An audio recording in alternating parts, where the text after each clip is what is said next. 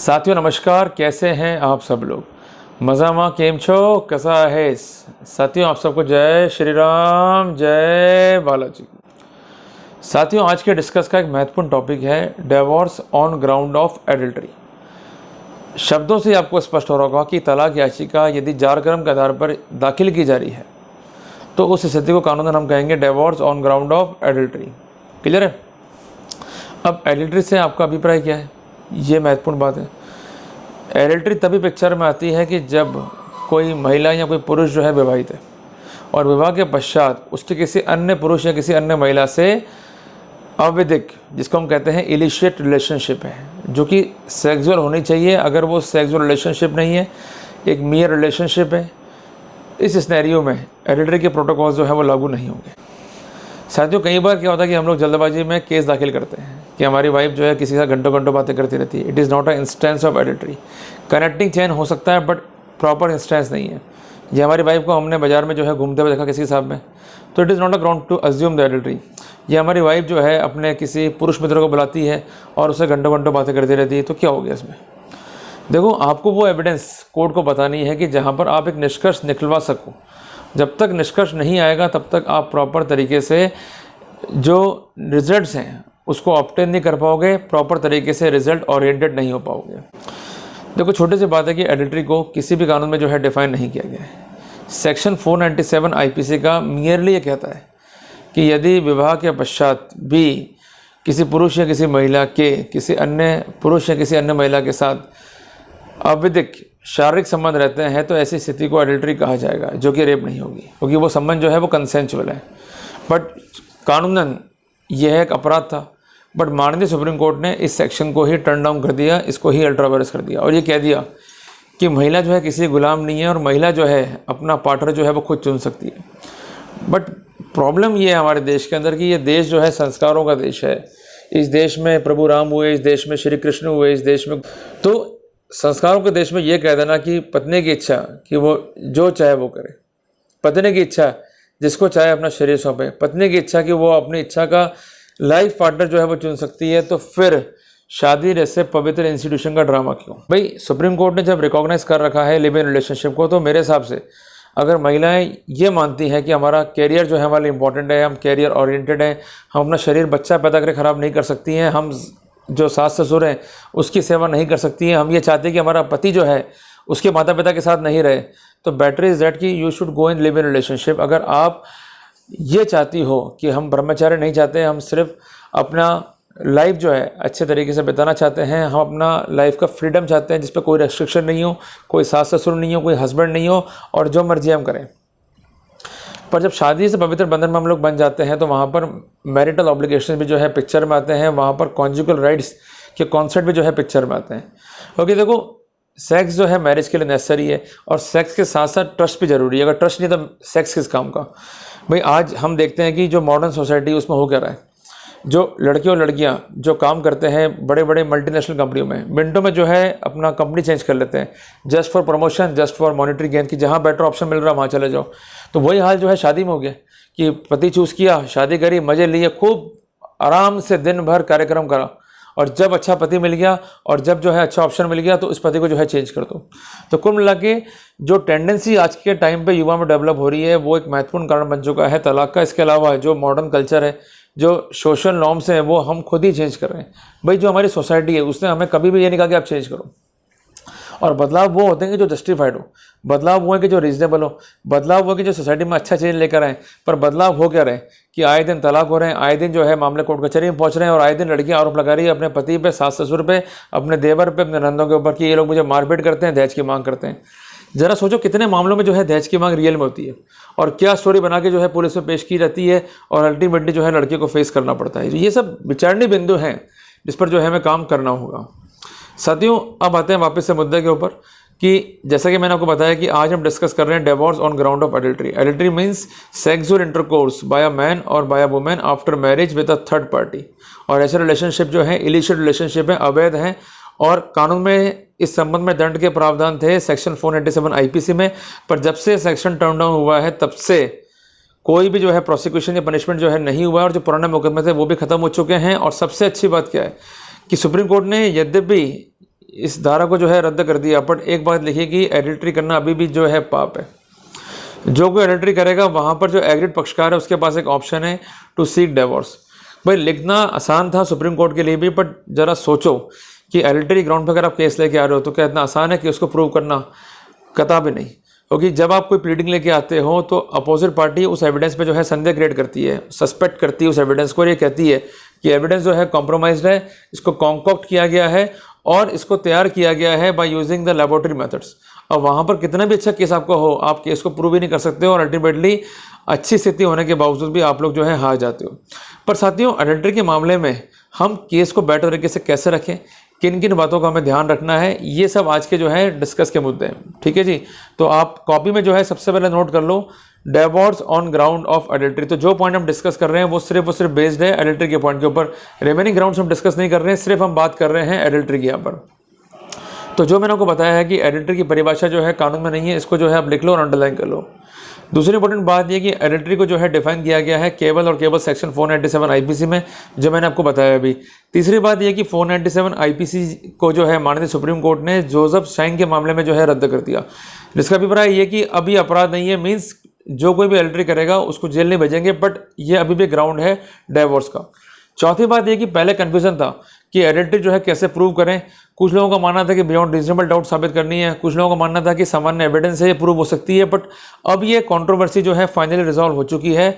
Now adultery is required to be proved by the formula which is known as preponderance of the probability, कि संभावनाओं के सिद्धांत में जाकर आपको एडिल्ट्री को साबित करना है, पर वो संभावनाएं ऐसी होनी चाहिए कि इसमें आम आदमी जो है बिलीव कर ले और आम आदमी उन संभावनाओं पर निष्कर्ष ड्रॉ कर ले, कोई रीजनिंग जो है ड्रॉ कर ले। अगर ऐसी स्थितियां फाइल पे नहीं है, संभावनाएं फाइल पे नहीं है, तो वहां पर आपको इस ग्राउंड के बेसिस पर तलाक नहीं मिलने वाला है। इस बात को जो है दिमाग में सेट कर लेना। अब कई बार क्या करते हैं आप लोग, जल्दबाजी, कि पत्नी जो है किसी के साथ घूम रही है, आपने देख लिया, आपने फटाक से जो है आरोप लगाया और केस फाइल कर दिया। ऐसे केस सक्सीड नहीं होंगे। मैं आपको बार बार कह रहा हूँ कि एडिल्ट्री के लिए सेक्सुअल इंटरकोर्स बहुत ज़रूरी है, कि पत्नी के किसी थर्ड पार्टी के साथ में अवैध शारीरिक संबंध है। अवैध शारीरिक संबंध से मतलब ये है कि उसमें चुंबन तक भी शामिल है और उसमें नेकेड होना भी शामिल है, उसमें प्रॉपर इंटरकोर्स भी जो है शामिल है। तो कई तरह के फैक्टर्स को जो है हमें देख के चलना पड़ता है। अब साथियों, मेन एविडेंस हम क्या रखें, एविडेंस के समय हमें क्या क्या देखना है, और एविडेंस यदि हम कलेक्ट कर रहे हैं या किसी जासूस को हमने अपॉइंट किया है अपनी पत्नी के लिए, तो उस सिनेरियो में उस जासूस को भी किन किन बातों का ध्यान रखना होगा और क्या क्या उस एविडेंस की लीगलिटी होंगी, ये सब आज जो है हम डिस्कस करने वाले हैं। साथियों, यदि हम एविडेंस सेट को देखें तो एविडेंस दो तरह की है वहाँ पर, एक तो है ऑक्यूलर, दूसरा है डॉक्यूमेंट्री। क्लियर हो गया आपको? ऑक्यूलर बन जाए मौखिक साक्ष्य, डॉक्यूमेंट्री मीन्स दस्तावेज साक्ष्य जिसमें इलेक्ट्रॉनिक साक्ष्य, इलेक्ट्रॉनिक रिकॉर्ड भी जो है शामिल है। क्लियर हो गया आपको? अब आपको एविडेंस जो है कोर्ट को बतानी है, तो उसका जो अभी तक का पैटर्न था वो क्या था कि हमने पत्नी को देख लिया कहीं पर, तो आपने जो है ग्राउंड बना दिया कि भाई ये एडिल्ट्री हो गई, या पत्नी किससे घंटों घंटों बात कर रही है, you assume that it is adultery, या पत्नी जो है किसी के साथ जो है घर पर आ गई तो आपने अज्यूम कर लिया कि एडिल्ट्री है। भाई ये एडिल्ट्री नहीं होती है। इंडिया में अगर कोई महिला किसी पुरुष के साथ रहती है, उसके साथ जाती है, भले ही उनके बीच संबंध नहीं है, पर ऐसे रिलेशनशिप कानूनन जो है जायज़ है, इस पर कोई भी क्वेश्चन मार्क जो है खड़े नहीं कर सकते हो। क्लियर है बात आपको? तो क्वेश्चन मार्क कब खड़े होंगे? जब आपके अपने राइट जो है अफेक्ट हो रहे हो। अगर पत्नी जो है साथ में किसी की जा रही है, वो व्यक्ति जो है शाम को पत्नी को ड्रॉप करता है, फिर सुबह लेके जा रहा है, और ये एविडेंस प्रॉपर दिखाई दे रही है कि वो अपने ऑफिस जा रही है और ऑफिस से घर लौट रही है, तो एडिल्ट्री तो नहीं है, बट आपका शक जिस केस को तैयार करवाएगा वो केस कोर्ट में एक मिनट भी चल नहीं पाएगा, क्योंकि वो केस जो है बेस्ड है अजम्पशन में, ना कि लीगल स्नैरियोज के ऊपर। तो हमें केस को लीगल स्नैरियो में लेके आना होगा, उसके पैरामीटर्स क्या हैं उसको अपने को नोट डाउन करते हुए चलना है। देखो, मैंने आपको बताया था भी कि ऑक्यूलर एविडेंस वही है कि जो मौखिक साक्ष्य है। अगर किसी केस में आपके पास इलेक्ट्रॉनिक रिकॉर्ड नहीं है, तो वहां पर केस में आप खुद एक बेस्ट एविडेंस हो as per section 134 of Indian evidence act. Section 134 of Indian evidence act merely says की quality of witness is important, not quantity of witness. एक मामला मेरी निगाह में है, नज़र में, जहां पर हस्बैंड का यह आरोप था कि उसकी पत्नी एडिल्ट्री में है, और हस्बैंड का कहना यह था कि मैं एक दिवस इस टाइम पर अपने घर लौटा, गेट जो है बंद थे, मेरे पास सेकंड की थी, मैंने गेट को खोला, जब मैं अंदर गया तो मेरी पत्नी और उसका जो कंसर्न बॉयफ्रेंड है या वो थर्ड पर्सन जो है बिल्कुल नंगे पलंग पे लेटे हुए थे और दोनों आलिंगन कर रहे थे और कंसर्न पुरुष का लिंग मेरी पत्नी की योनि में था। तो ये भी एक तरीके से एक प्रैक्टिकल एविडेंस है जिसके तहत आप फैक्ट को प्रूव कर सकते हो। और उसका ये भी कहना था जब मैं अंदर घुसा तो वो घबरा गया, तुरंत जो है मेरी पत्नी को छोड़ के भागा और अपना एक कड़ा या अपना कुछ आर्टिकल जो है वो उस कमरे में छोड़ गया। और उसके बाद मैंने पुलिस में जो है कंप्लेंट दाखिल करी और उसके बाद मैंने कार्रवाई शुरू कर दी। तो भले ही पुलिस ने इंटरवेंशन नहीं करा, बट वहां पर कोर्ट ने माना कि ये बेस्ट पीस ऑफ एविडेंस है और कोर्ट ने इस सिनेरियो को भी जो है कंसिडर करा। कई इंस्टेंस ऐसे हैं कि जहां पर दूसरे लोग जो है आपकी पत्नी को देख रहे हैं, जैसे मान लीजिए आप बाहर हैं और आपका किराएदार है, आपका पड़ोसी है, वो देखना कि एक लड़का जो है रात को आता है या मॉर्निंग टाइम में आता है या जो भी टाइम सुटेबल बता रहा है वो उस टाइम आता है और अंदर घुसता है और मैंने उस लड़के को नंगी अवस्था में आपकी पत्नी के साथ जो है देखा है, या कई बार उसको मैंने बालकनी में बिना कपड़ों के देखा। बिना कपड़ों मींस बनियान नहीं पहन रखी है उसने, केवल चड्डी पहन रखी है। ये एविडेंस जो है बहुत प्रैक्टिकल एविडेंस है इस तरह के मामलों को रिजॉल्व करने के लिए। या कई बार जो है उसको निकलते हुए देखा मैंने अपने प्रेमाइसिस से बाहर, तो जब भी वो निकल रहा था तो पत्नी को जो है आपकी फ्लाइंग किस कर रहा था, पत्नी खड़ी थी ऊपर, वो भी जो है फ्लाइंग किस कर रही है और दोनों ऐसे लग रहे थे कि दोनों ने सेक्स को एंजॉय करा। तो ये एविडेंस जो है प्रैक्टिकल एविडेंस है, कनेक्टिंग एविडेंस भी है और प्रैक्टिकल एविडेंस भी है। अब आते हैं हम दूसरे तरह के एविडेंस पे जो कि है डॉक्यूमेंट्री एविडेंस। पर डॉक्यूमेंट्री एविडेंस कैसे मिलेगी आपको, क्योंकि डॉक्यूमेंट्री एविडेंस तो कुछ होगी नहीं इस केस के अंदर, क्योंकि सारे मामले जो हैं ये सीक्रेसी में होते हैं। बट इसका एक बेस्ट एविडेंस है जिसको हम कहेंगे इलेक्ट्रॉनिक एविडेंस या इलेक्ट्रॉनिक रिकॉर्ड। अब मान लीजिए कि पति ने जो है घर में सीसीटीवी कैमरा लगा दिया और पीछे उसका बॉयफ्रेंड आता है, दोनों जो है सेक्स कर रहे हैं और वो कैमरा जो है रिकॉर्ड कर रहा है, तो क्या वो एविडेंस लीगल है? हाँ, वो एविडेंस लीगल है, राइट टू प्राइवेसी का उल्लंघन नहीं होगा। और RM मलकानी बनाम स्टेट ऑफ महाराष्ट्र के बेसिक जजमेंट की लाइट में हम उस एविडेंस को पेश कर सकते हैं। जब साहब देख रहा है कि पत्नी कपड़े उतार रही है, अपने बरा उतार रही है, पैंटी उतार रही है, गला भी जो है अपने बनियान उतार रहा है, चड्डी उतार रहा है, दोनों फुल मजे ले रहे हैं, तो ये एविडेंस पर्याप्त है कोर्ट के लिए। और हो सके तो उसमें रिकॉर्डिंग वाले जो इंस्ट्रूमेंट्स हैं उसको भी लगवा दो ताकि सब कुछ क्लियर दिखे कोर्ट को भाई हो क्या रहा है मेरे साथ में। और सबसे इंपॉर्टेंट बात है कि जब इस तरह की एविडेंस है तो आप उस एविडेंस को करो ऑथेंटिकेट और ऑथेंटिकेट तरीके से कोर्ट में पेश करो। इसके लिए आप साइबर एक्सपर्ट की हेल्प ले सकते हो। कई लोगों के माइंड में डाउट होता है कि हम लोग गवर्नमेंट वाले जो एक्सपर्ट उनके पास जाएंगे, देयर इज नो नीड। अगर आप किसी प्राइवेट एक्सपर्ट के पास में जा रहे हो, उससे ओपिनियन ले रहे हो कि जिस डिवाइस से उसको रिकॉर्ड किया गया उसमें कोई छेड़खानी नहीं है, तो उसकी evidence section 45A Indian evidence act में जो है ग्राह्य होगी, रिलायबल होगी, इसमें कोई नीड टू वरी नहीं है। इसके अलावा कोई स्पाई कैमरा जो आपने इंस्टॉल कर रखा है उससे भी आप जो है वर्कआउट इस तरह से ही कर सकते हो। इसके अलावा कोई ऐसी साक्ष्य, जैसे मान लीजिए कि वो जो थर्ड पार्टी है उसकी वाइफ ने भी आपको कोई इस तरह की एविडेंस भेजी, या उस लड़के के फोन से भी कोई आपको इस तरह की एविडेंस मिल गई, या वाइफ के फोन से कोई इस तरह की एविडेंस मिल गई। इवन वाइफ का फोन है, जैसे उदाहरण मान लीजिए ये फोन है और इसमें मैंने दूसरा फोन रखकर जो है इसको रिकॉर्डिंग कर लिया, तो यहां तक भी जो है इसी जो कानूनी मान्यता दी है कई कोर्ट्स ने, तो ये सब चीजें परमिसेबल है, लीगली परमिसेबल है और इस पर तलाक भी मिले हैं लोगों को एडिटरी ग्राउंड के ऊपर। पर एक बात ध्यान रखिएगा कि इलेक्ट्रॉनिक एविडेंस जो है सस्पेक्टेड एविडेंस है।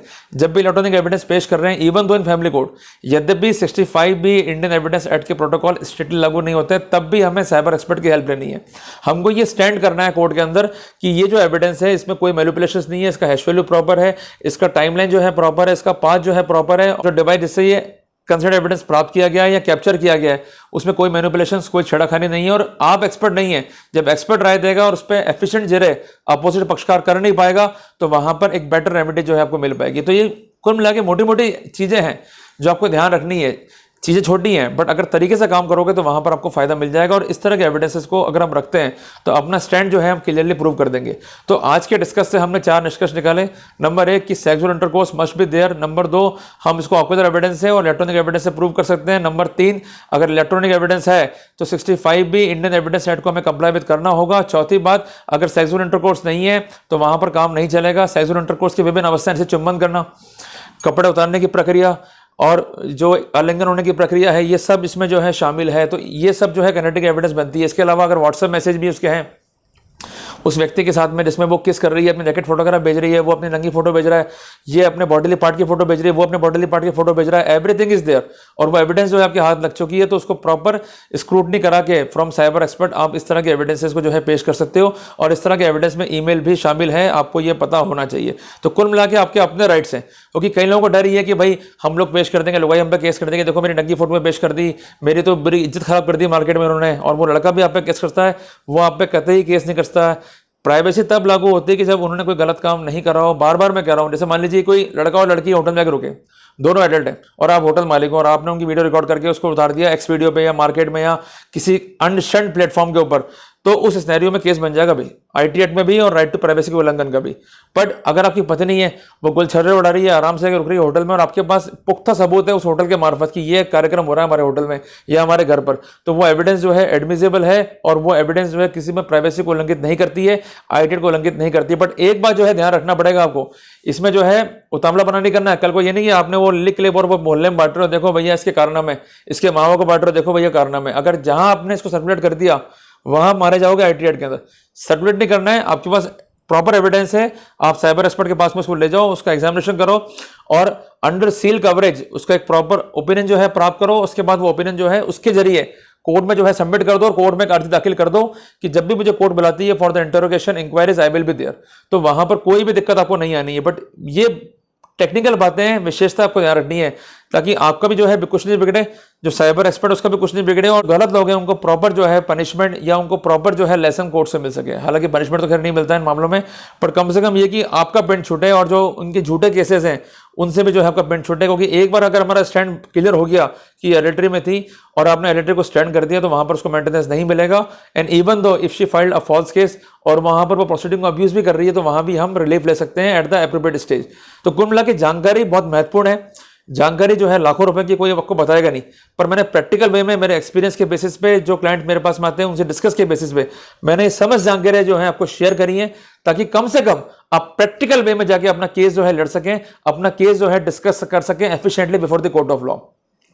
और एक बात आखिरी में सुन के चलिएगा, समझ के चलिएगा कि जब इस तरह की प्लीडिंग्स आप करते हो वहां शर्माना नहीं है। जो भी बॉडी पार्ट दिख रहा है सबको लिखो कि ये पार्ट हमको दिखा। अगर आपको जेनिटल पार्ट दिखाई दे रहा है तो जेनिटल पार्ट को स्पष्टता लिखो। आधी अधूरी ब्लीडिंग, कम ब्लीडिंग, छोटी ब्लीडिंग, घुमा फिरा की गई ब्लीडिंग, ये दुखदाई होती है हमेशा। तो ड्राफ्टिंग इज एन आर्ट, ये कई बार कहा है सुप्रीम कोर्ट ने और डिफरेंट हाई कोर्ट से। तो आपकी ड्राफ्टिंग में इस तरह का निचोड़ होना चाहिए, इस तरह का निष्कर्ष होना चाहिए लॉ के लाइट में कि उससे कोर्ट जो है इजीली इन्फ्रेंस जो है ड्रॉ कर सके और इजीली जो है अपने को राहत मिल सके। तो साथियों उम्मीद करता हूं कि आज के टॉपिक ने आपको एनलाइटन किया होगा। आज के टॉपिक ने काफी हद तक जो है आपकी इन समस्याओं को, इन क्वेरीज को जो है रिजॉल्व करने में काफी जो है आपकी हेल्प की होगी। तो साथियों जल्दी मिलते हैं मेरे भाई नए टॉपिक के साथ। टिल देन जय हिंद, जय भारत, जय श्री राम, जय बालाजी की।